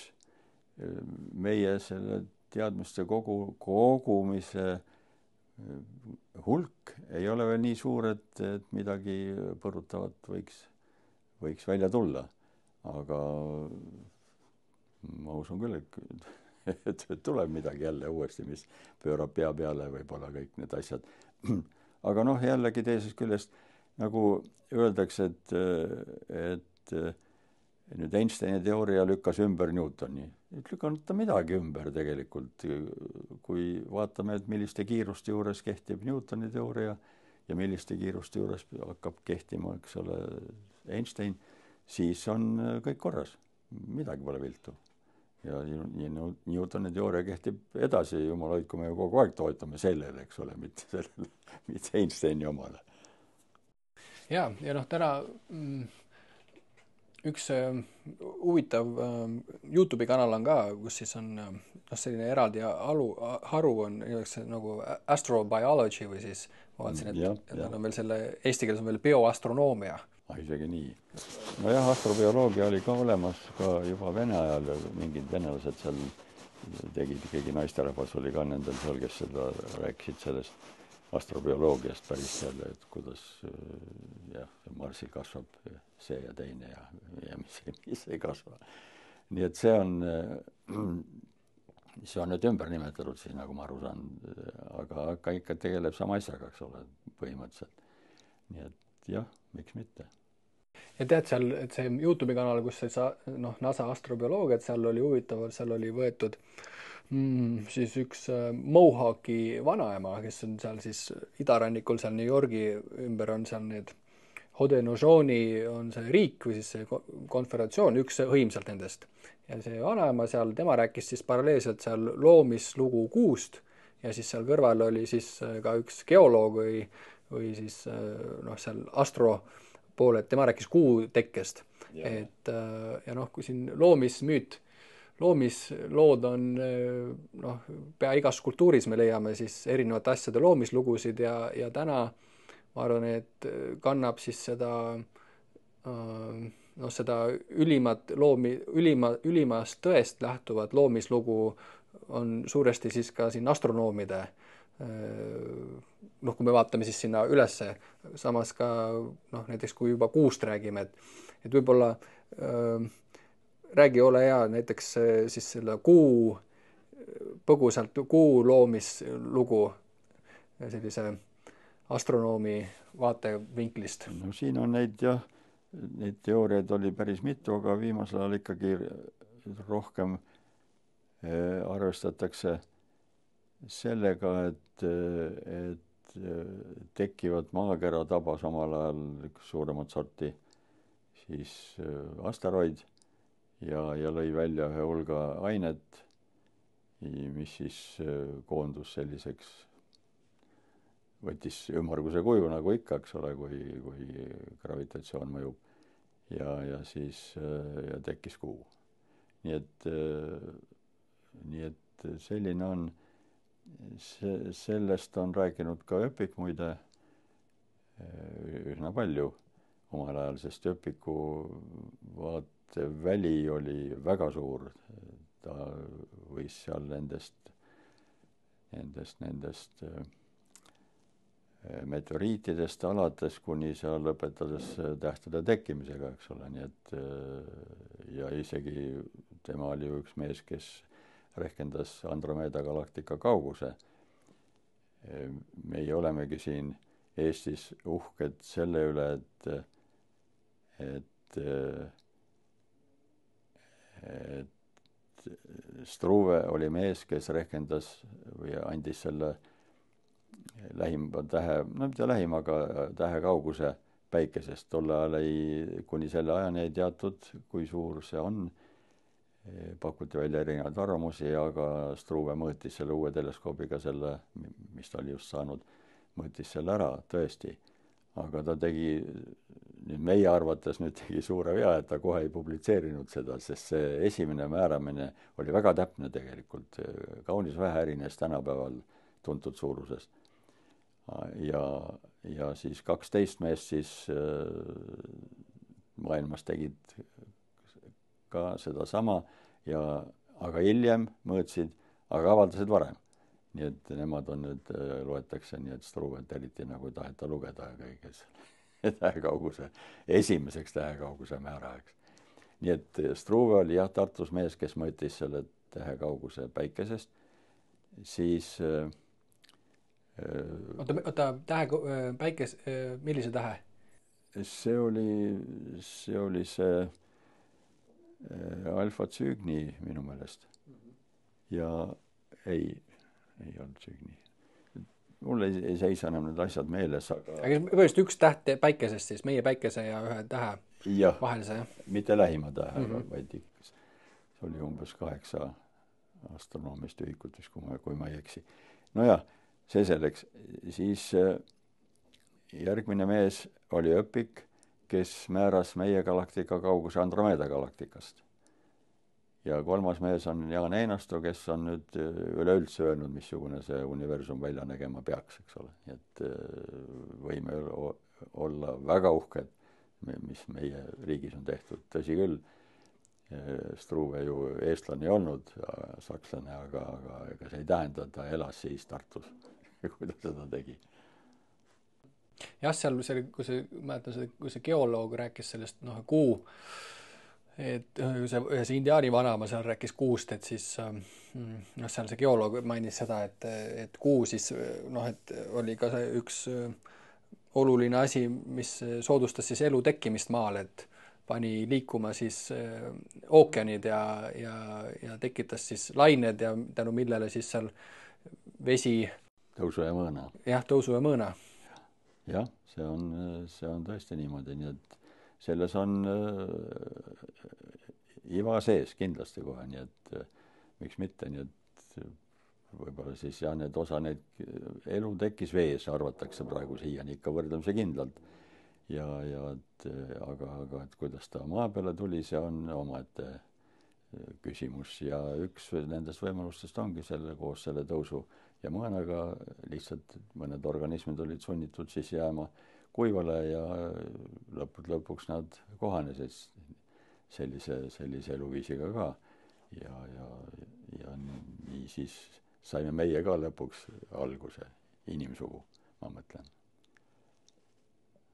Mis need teooriad on, kuidas vesi maale tuli, et vesi on üks eraldi teema, millele ma olen ka palju aega kulutanud, siin üks eestikeelne lühisari on veest mul tehtud ja ka ingliskeelne, et kus ma olen niiviisi teadlastega ja erinevate siis põlisrahvastega selle veest arutlenud, aga kuidas vesi maale sattus, mis need teooriad on? No nüüd on kõige põhilisem teooria ikka siiaajani, tänapäevani tähendab, oli see, et ta tuli nende võõraste kehadega mis maale langesid, eks ole, asteroidid ja need tõid ja komeedid ja need tõid tegelikult siis selle vee siia, kuigi nüüd kaheldakse selles, sellepärast et selle vee ja maa peal oleva vee selline koosseis, need erinevad isotoobid on mängus ja need ei ole sarnased, mille tulemusena kahtlustatakse, et see teooria ei ole õige. Aga kuidas tegelikult siis on, mina seda ei teagi tõtt-öelda, ma ei oska öelda eriti midagi selle asja kohta, kahjuks. jah, vesi, müstiline tegelane. jah, aga äärmiselt oluline elutekke seisukoha pealt, nii et siin jah, et Marsil ikka öeldakse, et vesi on, aga külmunud. Et sulasolekus ta olla ei saa ja noh, üleüldse on selline termin käigus ju, et kui me vaatame mingit tähte, mille ümber tiirlevad planeedid, siis on võimalik meil alati välja tuua selline piirkond, kus vesi on vedelas olekus, missugusel, kui kaugel sellest päikesest on. Ja see on, meil on ta täpselt siis niimoodi, et Maa ja Marss ongi ja rohkem seda võimalust ei olegi. Aga Marsil ka praegu enam ei ole, nii et kunagi ikkagi need jäljed seal veevoolu jäljed on päris selged, et raske on neid ette kujutada, et miski muu meetod sellised voolusängid tegi, nii et jääb üle uskuda, et kunagi on seal ikka tõesti vett olnud. Aga noh, need teooriaid ka, kuidas vesi sealt ära kadus, siis neid on ka ju välja mõeldud. Ja noh, muidugi vanasti, kui veel ei olnud neid sõidukid seal kummalgi planeedil maandunud, siis kirjanikud kasutasid seda ju ära ja rääkisid seal Marsi printsessist ja Tarsani autor näiteks kirjutas sellise raamatu ja Veenusel ka muidugi, et milline ilus elu seal on kõik ja soe, eks ole, ja aga ja pärast selgus, et kohutav tõsiasi, kui venelased seal oma selle laeva maandusid ja selle pealt enam mingit signaali ei saanud, siis nad hakkasid kahtlustama, et midagi on viltu. Ja siis saatsid kõvema riistapuu sinna, see maandus ja 20 minutit pidas vastu ka. Siis kõrbes ära. Ja no siis oli selge pilt, eks. jah, nüüd elame jälle huvitaval ajal selles mõttes, et kui mees oli viimati kuu peal 69 ja kogu see kosmose space race või see, kuidas ta siis eesti keeles on, et kosmose vallutamine tollel ajal, see kõik tundus nii kiiresti toimuvat ja ka ulmekirjandus ja eeldati, et kosmos saab vallutatud palju kiiremini, kui ta tänaseks on. Aga nüüd me ikkagi näeme ka konkreetseid plaane nii Hiina, India, USA, kuubaasid, siin Elon Muskil on kange soov Marsile minna ja sinna linn rajada. Et kuidas sa seda nüüd sellist kaasaegset kosmose vallutamist vaatad teadlase pilgu läbi? Nojah, see muidugi, miks poolel jäi kosmose uurimine ja lõppes tõepoolest selle juulikuuga 69. Põhjus on lihtne, Nõukogude Liit lagunes ja polnud enam kellegagi võistelda ja ei olnud ka karta nendest eriti midagi. Nii et sellepärast ameeriklased lihtsalt, nemad on praktilised inimesed. Miski asi, mida me teeme, peab kasu tooma. Aga nagu ei olnud enam põhjust. Ja lõppeski see asi. Ja teised riigid ei olnud lihtsalt veel võimelised selleks. Aga nüüd on see tehnika arenenud, riigid on rikkamaks saanud ja suured riigid juba, nagu Ameerika nüüd mõtlevad juba uuesti, eks ole, nendest asjadest. Aga isegi see Marsile minek ja sinna kas või lühikeseks ajakski elama jäämine on seotud ikka kohutavalt suurte raskustega. Nii et mina küll, kui peaks nüüd aktsiaid ostma selleks seal, siis mina küll ühtegi ei osta, sest see, no kõigepealt on tarvis läbida need kiirgustsoonid, 2 tükki, mis ulatuvad väga kaugele ja pealegi seal on ikka see üsna tõsine see kiiritus. Nii et ja sa ei tee ju pakse seinu nendele kosmoseaparaatidele, siis nad on nii rasked, et neid ei jõua üles tõstagi. Ja teiseks, noh, ja erinevatele kiirgustele peab olema see erinevat tüüpi. Et alfale, ütleme seal, ja alfale, beetale on tarvis paksu kihti ja gammale ka, aga samas on ka tegelikult vesi oleks väga hea, veekiht oleks. Noh, jah, aga seda ei saa kaasa võtta kuigi palju. Ja vett läheb seal kogu aeg tarvis, sest tegemist on ikkagi väga kuiva kohaga. Ma ei tea, kui maanduda kusagil pooluse lähedale, seal ju seda nii süsihappelund kui ka tavalist veelund on küll uses, aga jah, ei oska öelda. Aga ma kardan küll, et lähemal ajal see ei toimu. See on niisugune enesetapjalik ettevõtmine, ma kardan, praeguste teadmiste ja oskuste juures.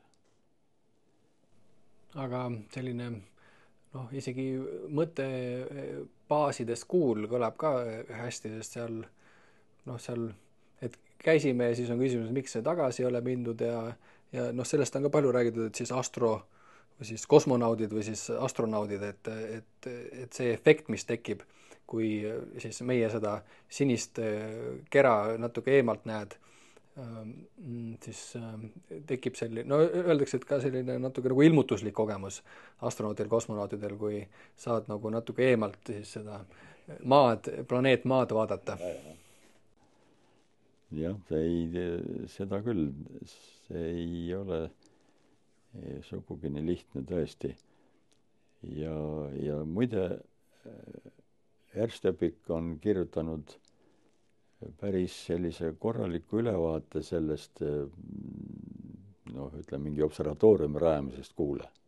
Päris tõsine ja noh, ikka tänapäeva teadmiste valguses, no, kuigi see oli mõnda aega varem kirjutatud kui tänapäev.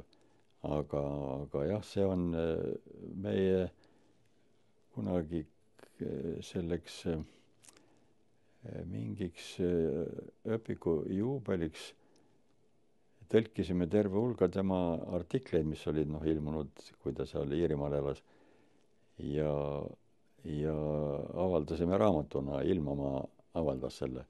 Ja seal on neid artikleid igasuguseid, mida ta on astronoomia kohta kirjutanud väga palju.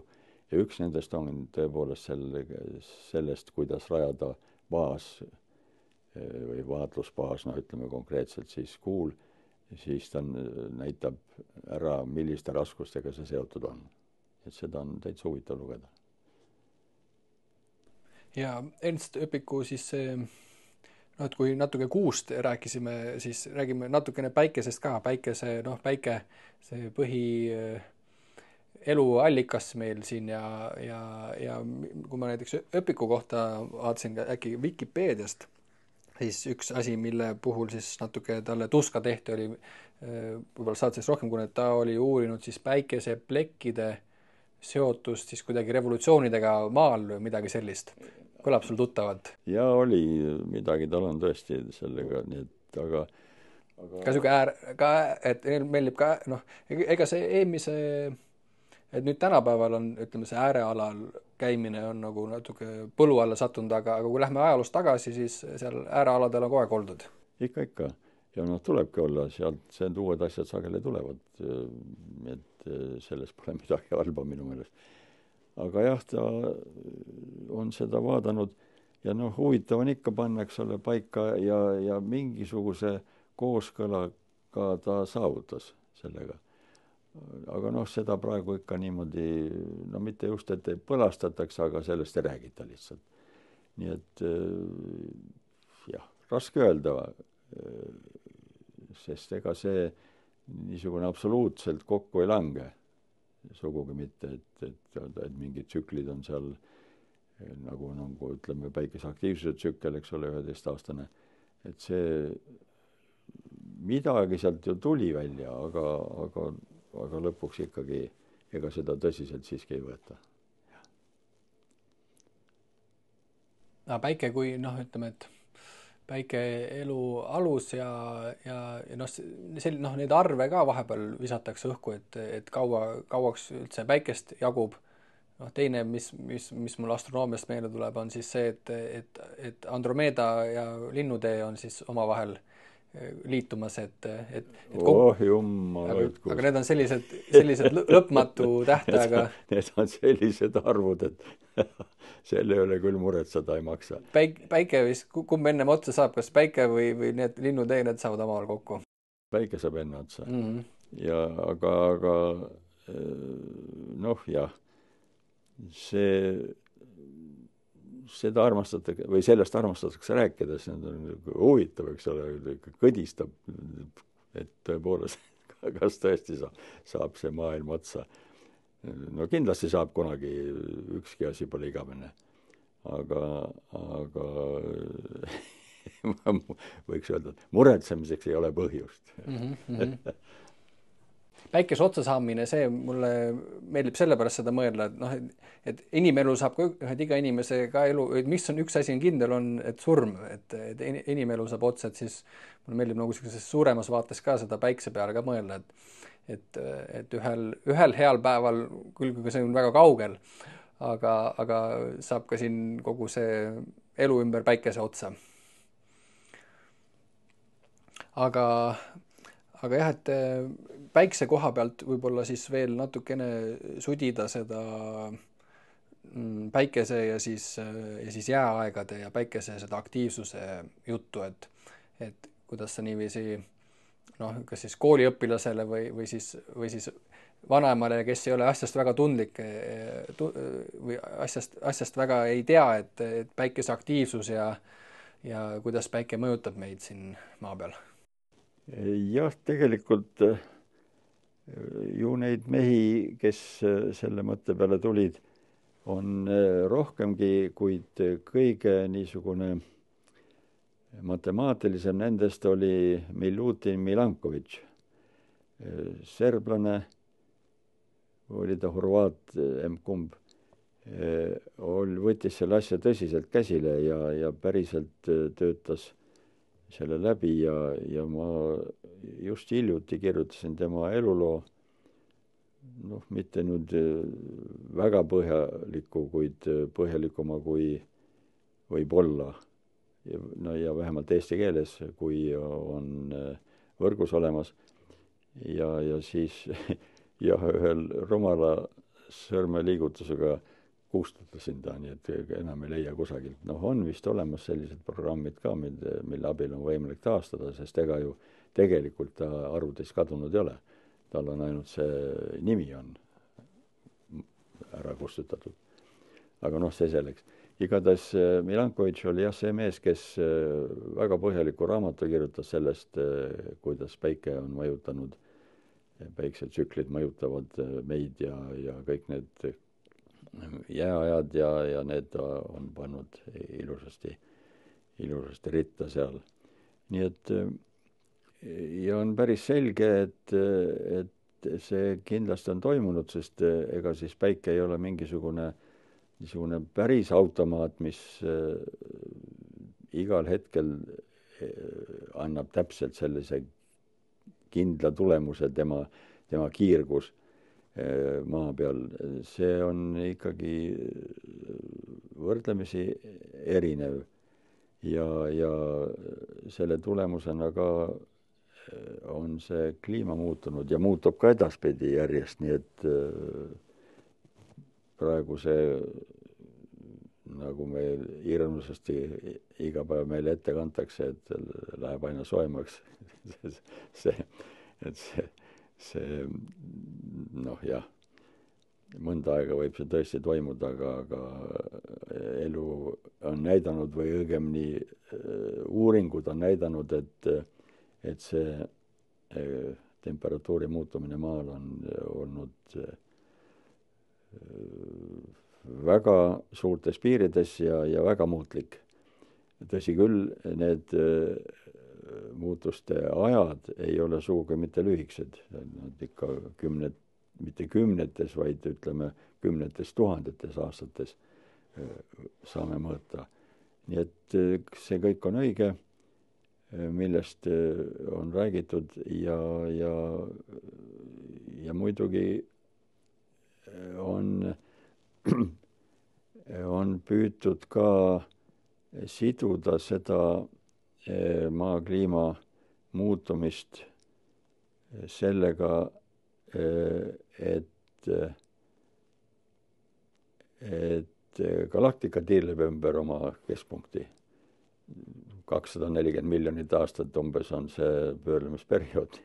Mitu tiiru ta on teinud, väga palju ei ole? Ei ole, kas 2 oli vist minu meelest. Nii et jah, aga nii on ja on selge see, et ega siis me ei ole kusagil mingisuguses kambris ei ela, kus pidevalt on ühesuguselt muutuv kliima, vaid tegemist on ikkagi avatud süsteemiga ja see tähendab, et me oleme kõikide nende loodusjõudude meelevallas, mis üldse universumis eksisteerivad. Jah, Milankovitši tsükkel, see mulle tuttav. Jah. Tema mõtles selle välja tõesti ja ta kirjutas ilma paksu raamatu sellest. Ja küsin siis veel seda, et aastal 1986, kui Halley komeet oli viimati siin, kas nägid või oli ilm eestiliselt pilves? No ma olin selle komeedi lähenemisaja olin tegelikult Austraalias. Nii et nägin küll, jah. Kuidas nägi välja? Ta ei olnud veel siis nii võimas. Ta oli alles, tähendab, mis oli kaugenemas juba siis. Nii et aga siiski sai jah vaadata seal, mind viidi ühte, kuna seal need vastuvõtjad said teada, et ma olen huvi tundnud lindude vastu omal ajal ja siis viisid mind ühte lindude rõngastamise ekspeditsioonile seal Melbourne'i lähedal ja siis see oli just vana aasta õhtul, kui siis luitel külitasime ja püüdsime magama jääda, vaadates üles taevasse. See oli väga ilus pilt, kuigi peab ütlema, et see lõunataevas on palju kehvem kui meie oma. Seal ei saa niisuguseid ilusaid tähtkujusid vormida, isegi sama lõunarist on nii vilets, piinlik on üldse rääkidagi tast, aga meresõitjatel on siiski olnud küllalt suure tähtsusega, nii et tuleb austusega suhtuda sellesse. Ja tõepoolest ja ma olin seal kõige veidram, ma olin seal Nõukogude kosmosetehnika näitusel.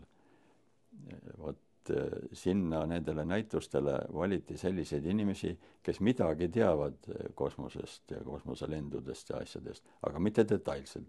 Jumal hoidku selle eest, kui nad reedavad midagi. Aga kui sa ei tea, siis sa ei saa ka midagi reeta. Ja nii ma olin seal siis 3 kuud ja siis sai seal esinetud päris mitmel korral raadios seal ja loengutega ikka sellest samast komeedist, nii et siis oli see väga popp asi. Jah, no see Halley komeet siis maailma kõige kuulsam komeet. Jah. Ja ükskord, kui ma rääkisin ja ütlesin, et 76 aastat on umbes periood ja et ma kahtlen, et kas kuulajate hulgus on praegu meil siin inimesi, kes seda eelmist möödalendu nägid. Tõusis üks papi üles ja ütles, ärge olge nii kindlad, mina nägin seda. Ja lükkas ümber minu arvamuse kohe. aga tal saba oli, kui sa need nägid? No oli väikene jah, polnud enam suur. jah, et ma 2061 on see, kui ta järgmisena tuleb siis 26 aasta pärast, et ma pingsalt ootan, noh, et see, et noh, ma 92 sündinud, et seda eelmist kuidagi ei olnud võimalik näha. jah, see oli jah, Hälli oli kange mees. räägi sellest Hällist natuke, sellest tema ja see komeet, et ega ma tema eluloo panin kokku juba tükk aega tagasi, ega ma palju ei mäleta ausalt öeldes, nii et ma ei... noh, ta oli tegelikult ju sugugi mitte astronoom, eks ole, vaid tegeles astronoomiaga ka ja nii et noh, võiks öelda siiski, et ta oli astronoom. Aga tollal ju oli ikkagi niimoodi, et need teadlased, inimesi, kes ennast teadlusega elatasid või lihtsalt kasutasid juba neid varasemast suguvõsast saadud rikkusi elamiseks, oli vähe. Ja tema oli üks neist. Nii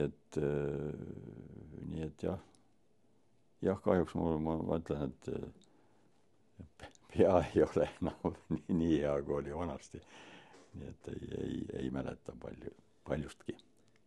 jah, see Hälli komeet, ma siin olen ajanud üldse astronoomia ja need astroloogia jälgi ja siis noh, vanim tsivilisatsioon siis üks vanim meis on hiinlased, mis ka siis meie kandi rahvale natuke võõras on kogu see, mis seal Hiinas on toimunud, aga seal jah, vanimad siis seal isegi, seal on osad, seal ma leidsin paberite peal või papüüruste peal, paberite peal oli siis seda Hälli komeeti oli pingsalt jälgitud. Ja iga siis 70, seal ikka õige mitu oli neid no ja siis muidugi seal endet seoses siis selle, kui see komeet tuli, aga seal nad siis olid joonistanud siis nende sabade pikkuseid. Ja iga kord, kui see Hälli tuli, et siis mis värvi ta oli, kui pikk saba oli, et selle järgi siis seal... Sai ennustada. No seal lihtsalt hoiti nagu, tal siis sellist nagu vähe teravamat silma peal. Sellisel 76 aasta tagant ilmuval nähtusel. Ja see kõik oli siis ka seotud siis keisri või siis selle emperor saatusega, et ja muidugi keiser oli niivõrd tähtis isik, et kõik asjad seoti temaga. Ja kuna see on ikka nii vana, oli see Hiina kultuur juba, see tsivilisatsioon ammust ajast, siis oli neil neid jälgimisi mitmeid kindlasti kohe. Ja võib-olla toome kõige viimasena siis see teema, millest alguses natuke rääkisime, sest alguses noh, küsisin, et kus need niisugused astronoomia juured meil on, niisugused käega katsutavad. Rääkisime sumeritest, aga siin nüüd noh, seal kuulasin Andres Kuperjanovi ühte ettekannet Tartu Ülikoolis ja seal siis ta rääkis rahva, etno, paleo ja arheoastronoomiast. Ja noh, siin üks viimaseid neid suuremad avastusi, mis Türgis on seal, on see Göbekli tepe. Ja seal, kas see võib-olla läheb siis sellise paleoastronoomia alla, kus siis noh, sellised iidsed monoliidid, noh sellega muidugi noh, need on sellised hüpoteesid ja sellisest väga pädevale teadusele need või niisugusele ümber kummutavale teadusele need teooriaid raske veel panna, aga selliste iidsete monoliitide ja noh, seal muidugi ta tõi Stonehenge'i näite, kus siis pööripäevadega pandi seal siis ehitisi joonduma ja seal ka seal sellised, ma selle Göbekli tepe kohta olen lugenud, et seal ka mingi noh, sellised monoliidid siis seal paistavad olevat mõndade konstellatsioonidega või siis tähtedega seal kuidagi riimuma pandud. Imelikul kombel ma just paar päeva tagasi vaatasin mingit telesaadet, kus räägiti sellistest konstruktsioonidest nagu Stonehenge Inglismaal, neid on seal palju, tuleb välja. Ja ühed on isegi nendel Orkney saartel, mis on ju kõige põhjapoolsemad Inglismaa saared üldse. Ja no, praegu isegi, nagu ma aru sain, on hakatud kahtlustama selles Stonehenge'i praeguses seletuses, et milleks ta püstitati. Aga konkreetselt midagi ma küll uut teada ei saanud. Aga noh, ainult selle, et selliseid konstruktsioone nii Inglismaal kui mujal maailmas, no nagu sa ütlesid praegu Türgis, et neid on päris palju. Et inimesed on püüdnud ikka aru saada sellest asjast, et kuidas maakera liigub ja kuidas, mismoodi see taevas meile paistab. Et selleks on tehtud väga palju pingutusi ja väga suuri, kui vaadata, millised rahnusid nad kohale tassisid seal Stonehenge'is. See on midagi rabavat. Aga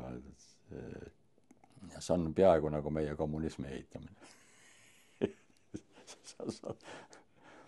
Aga jah, nii et inimestel on olnud selline vajadus, et asjad oleksid selged ja oleksid mingisugused sellised kindlad teooriad, millele saab toetuda ja mille abil saab üht-teist teada, noh, et millal mingisugune kuupäev tuleb või ka, noh, kas või see viljakasutusega, nagu Egiptuses räägitakse, eks ole, see üleujutuse lugu ja nii, et nendel on ka niisugune, osaliselt on see nagu selline mingi uue asja teadasaamise võlu, aga teisest küljest on ka selle praktilise rakendamise võlu, et need on nagu sageli on nad sellises kooskõlas, et ei ole päris nii, et ainult ühe pärast tehakse. Ikka mõlemad on mängus. Jah, täheteadus paistab olevat siis üks vanim teadus. Jah, tõepoolest arvata võib, et see oli niimoodi, et inimene ja siit võib järeldada, et ikka see tsivilisatsiooni alged olid kusagil lõuna pool, kus see päike rohkem paistis ja ööd olid selged rohkem kui meil siin. Oletades, et see kliima on olnud enam-vähem samasugune, no ei ole olnud just päris samasugune.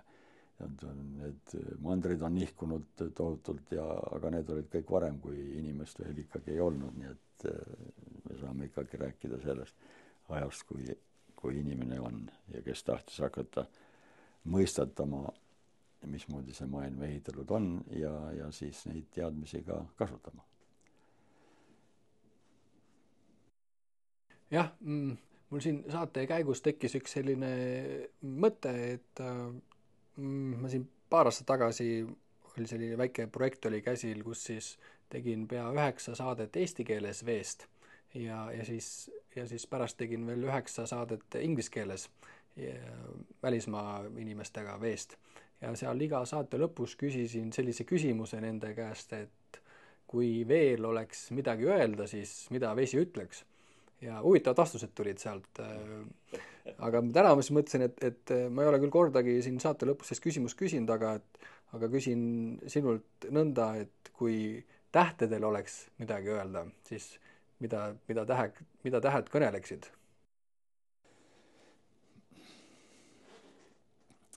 No eks oleks kindlasti seotud, kui nad rääkida oskavad ja kui nad rääkida oskavad, siis on nendel aju peaks olema mingisugune kindlasti olemas enesetunnetus ja kõik muud asjad. Ja et mida ikka räägitakse, missugune see elu on, eks ole, ümberringi ja kes neid tülitavad ja kuidas neid eemal hoida ja nii, et ise terveks jääks seal juures. Nii et ma arvan, et midagi sellist võiksid nad mõelda. Et mitte teisi tähti liiga lähedal endale lasta, et see ei ole, see lõpeb katastroofiga. Ja no midagi taolist. sest enamasti millest mõtlev või elusolend mõtleb, on see, kuidas süüa saada ja kuidas ellu jääda. Nii et need on tihedasti seotud omavahel küll, aga no siis veel ka, kuidas ennast kaitsta ja nii et see on see põhiline. Jah, sellega meenub see, siin ka uuemad teadused on avastanud, uuem teadus on avastanud, et puude vahel käib ka pinev suhtlus. Jah, juurte kaudu. Nii et see on jah, see must bioloogia, nagu nad teinekord nimetavad. See on väga huvitav, see on tõeliselt huvitav asi. Nii et ja ma usun, et siin usust pole küll mingit kasu, aga tegelikult on see ju kindlaks tehtud, nii et ta on reaalne fakt, et niisugune suhtlus toimub. Jah, see on tõeliselt huvitav, see on täiesti niisugune teine maailm. Nii et siin Tartus ka tegeldakse sellega, nii ma olen aru saanud. Isegi üks mu koolivend tegeleb sellega. Nii et jah. Jah, et selle tähtede valguses ma mõtlesin, et kui nad seal, et see mõttemängur, et siis katsuvad seal nagu sõbralikud omavahel läbi saada. Jah, ma mõtlen eriti, kus igasugustes nendes kollektiivides on, kuhu tähed võivad kuuluda, nagu igasugused parved ja seal nad peavad olema ettevaatlikud ja suhtuma üksteisesse lugupidamisega, kui nii võib öelda. Jah, mul üks sõber töötab seal Euroopa kosmoseagentuuris ja sa ütlesid, et nad siis tegelevad lihtsalt, kus sa sellest täheparvest mulle rääkisid, mul kargas pähe see Virgo supercluster või? No see on jah, see superparv, seal on juba galaktikatega mäng. Jah, ega ma sellest suurt midagi ei tea, ausalt öeldes, ainult nime. Aitäh sulle, Tõnu! Võta heaks.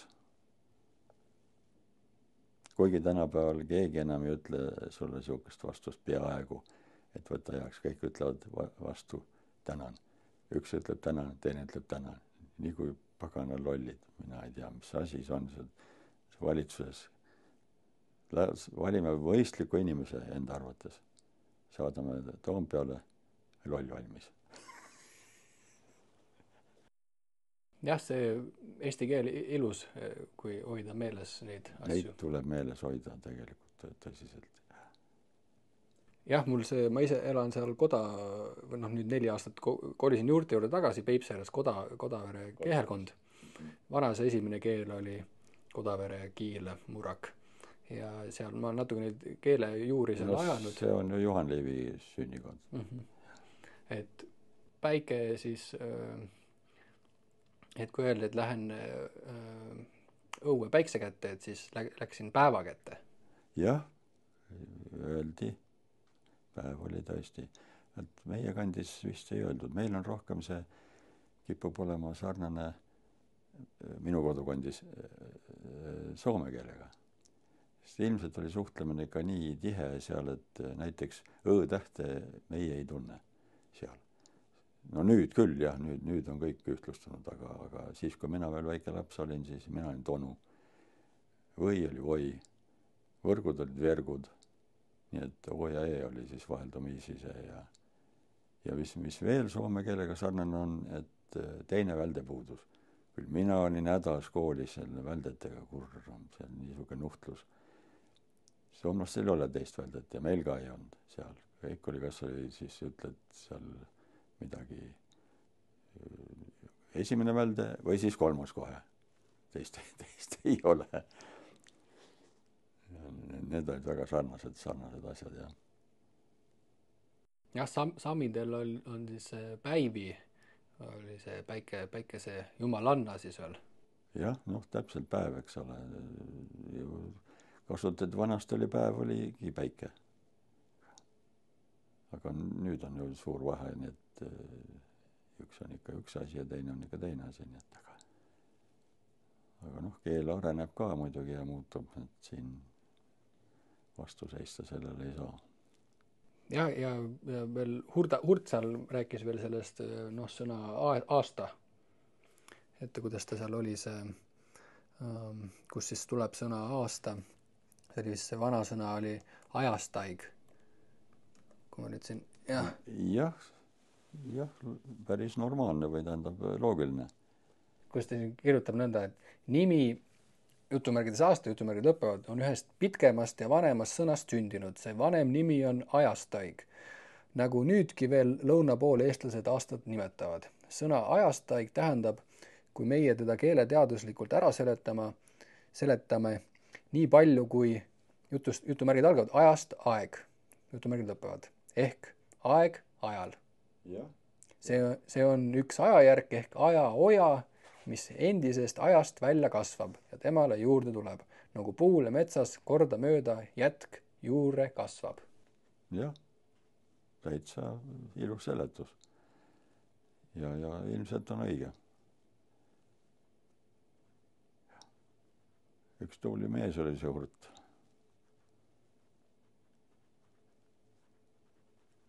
See Eesti astronoomia, see on tõeliselt värskendav lugemine. Mina ei ole kahjuks seda lugenud, aga vist peab ette võtma ka, et iga aru saada, lõppude lõpuks aru saada, mis teadus ja astronoomia on. Aitäh sulle, Tõnu! Võta heaks veel kord.